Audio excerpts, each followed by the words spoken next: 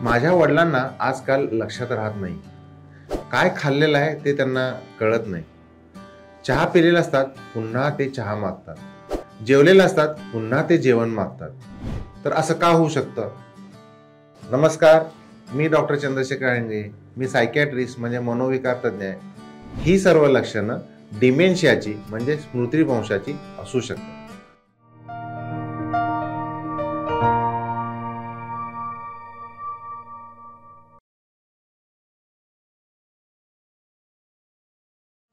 तर डिमेन्शिया म्हणजे काय? तर हा एक न्यूरो डिजनरेटिव्ह डिसऑर्डर आहे. म्हणजे मेंदूची झीज झाल्यानंतर ही लक्षणं दिसू शकतात.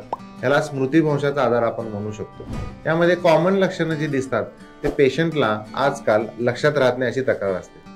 म्हणजे काय होतं, तो म्हणतो की मी चहा पिलेला असतो पण पुन्हा चहा मागतो. जेवण दिलेलं असतं, मला पुन्हा जेवण द्या म्हणतात. घरच्या नातेवाईकांची नावं ते ओळखू शकत नाहीत, म्हणजे त्यांना आठवत पण नाही. चष्मा कुठे ठेवलेला आहे, पेन कुठे ठेवलेला आहे हे त्यांच्या लक्षात येत नाही. बाहेर गेलेले असतात तर ते घरचा रस्ता विसरतात.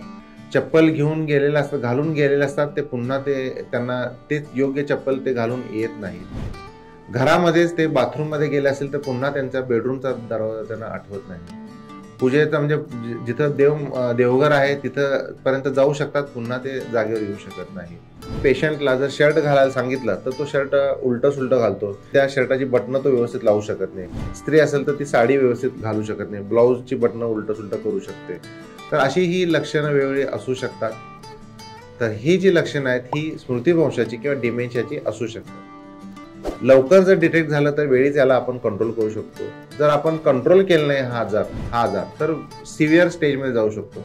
या स्टेजमध्ये पेशंटला नातेवाईक अजिबातच ओळखत नाहीत. हळूहळू पेशंट कपड्यामध्ये लघवी करणे, संडास करणे अशी लक्षणं दिसायला लागतात.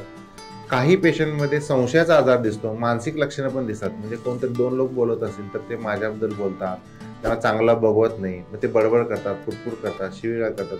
अशी पण लक्षणंही दिसू शकतात.